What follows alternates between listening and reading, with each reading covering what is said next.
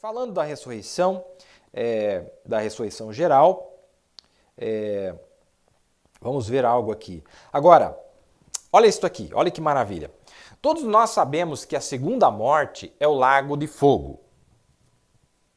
Apocalipse 20, 14. E a morte e o inferno foram lançados no lago de fogo. Tá vendo aí? Quer dizer, a própria região dos perdidos, aquele lugar físico, não vai existir mais. A morte física não vai existir mais, mas isto só depois, Olha, eu vou fazer uma pergunta para vocês, irmão. Vou fazer uma pergunta para vocês. Por que Deus não extinguiu a morte e o inferno aqui no Armagedon? Porque eles ainda estão abertos para negócios. Você está entendendo? Vou refazer a pergunta. Por que não está em Apocalipse 19 esta escritura? Dizendo que a morte e o inferno foram lançados no lago de fogo. Porque este lugar, onde recebe almas dos injustos, ainda está aberto para negócios. Inclusive, meus amados, este povo todo, se você continuar lendo ali, este povo todo que se rebela contra Deus, as nações dos 4 cantos da terra, que se rebelam contra Deus, eles vão para esse lugar e depois são trazidos para juízo para que sejam lançados no lago de fogo. Então, desde agora até o final do milênio, ainda está aberto para negócios a região dos perdidos. Por que Deus não extinguiu se não vai mais ninguém para lá? Porque só nos leva a crer que ainda há pessoas que existirão sobre a terra daqui até o final do milênio, que ainda serão enviados para o inferno, para a região dos perdidos. E aqui o profeta explicou lá é o nascer do sol, que a morte é a morte física e que o inferno é onde as almas das pessoas vão, ou os perdidos vão.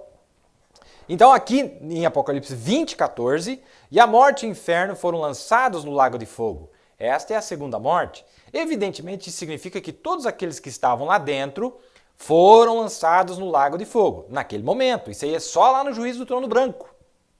Pois bem, quero salientar algo aqui para você.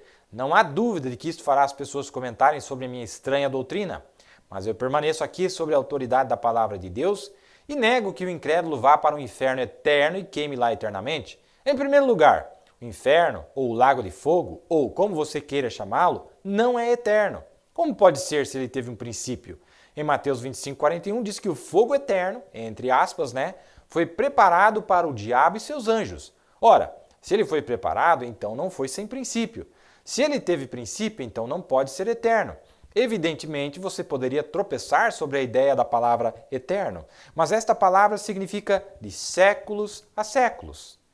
Então, este inferno eterno significa que vai demorar muito tempo, Tem diferentes significados associados a esta palavra. Em 1 Samuel 3, 13 e 14, Deus disse a Samuel que ele iria julgar a casa de Eli para sempre. Que eles não mais ofereciam sacrifícios, para sempre, como seus sacerdotes. Em 1 Reis 2,27, Salomão expulsou o último descendente de Eli do sacerdócio. Isso foi 4 gerações mais tarde, ou algo assim. Tá vendo? Então esse eterno aí não é eterno do jeito que você está pensando. Agora você pode ver que eterno, neste caso, não se compara com aquilo que é verdadeiramente eterno, ou seja, aquilo que não teve princípio ou fim. Aqui neste caso, a palavra eterno significa até o ponto de desaparecer. É isso que aconteceu. Eles desapareceram. Examine a palavra destruição em 2 Tessalonicenses 1,9, os quais por castigo padecerão eterna destruição. No grego, destruição inegavelmente significa aniquilação. E a palavra destruição não significa destruindo. Agora, destruindo significa algo continuamente em moção, em ação, continuamente acontecendo. Portanto, o que pode significar eterna aniquilação não significa continuar aniquilando. Ou isso exigiria a palavra destruindo. Em lugar de destruição, significa destruir até o ponto final, acabar com aquilo. Você poderia agora querer saber quando pode usar-se essa palavra eterno e não usá-la da maneira que fomos ensinados. Isso é fácil. Quando se aplica a Deus, significa ser sem princípio ou fim, permanecendo sempre e jamais cessando. E quando você fala da vida eterna, tenha em mente que é a vida de Deus. E o testemunho é este, que Deus nos deu a vida eterna, e esta vida está no Filho. Quem tem o Filho tem a vida. Pois bem, somente filhos de Deus têm vida eterna. Olha aí, ó. A espécie de vida que nunca teve princípio, mas sempre existiu. Isto é correto. Você tem algo em você agora mesmo que é eterno, sem princípio ou fim. É o Espírito de Deus.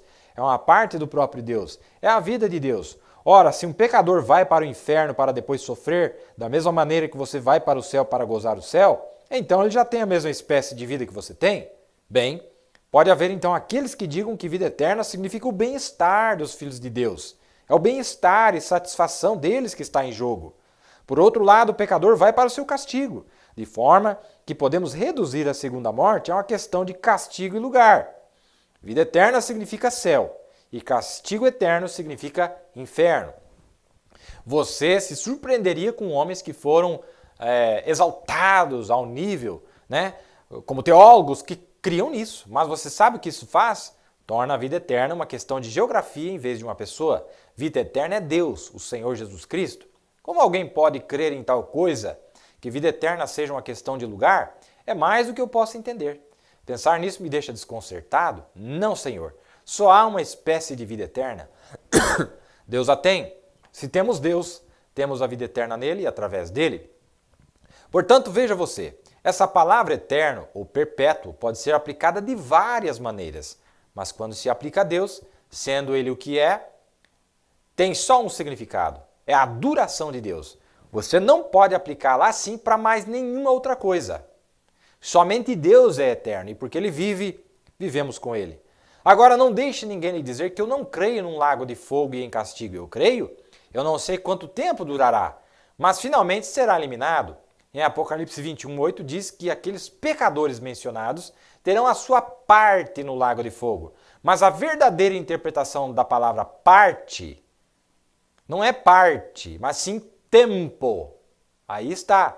Então nós poderíamos ler, terão o seu tempo no lago de fogo. Assim os maus serão lançados no inferno, ou Hades, ou sepultura, e o inferno no lago de fogo, separados de Deus. Que coisa terrível será isso. O que o profeta disse à suma dessas palavras? Que não existe que esses ímpios vão viver eternamente queimando. Isso está incorreto. Apesar da Bíblia dizer que o inferno é eterno em Mateus 25, mas ele explica que essa palavra só pode significar assim, desse jeito que você está pensando, só para Deus.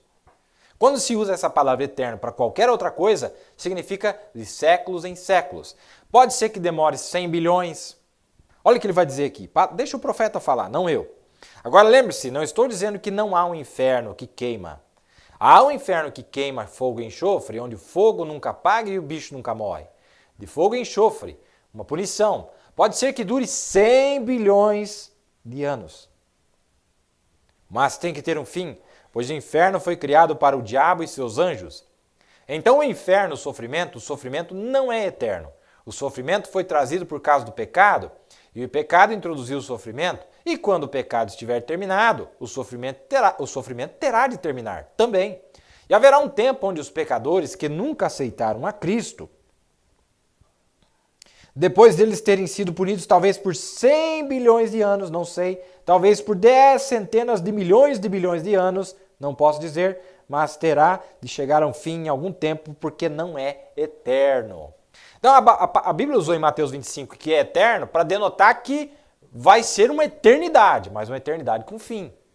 Não a eternidade de Deus. Essa não tem fim. Você está entendendo? Agora, esse lago de fogo é um lugar físico.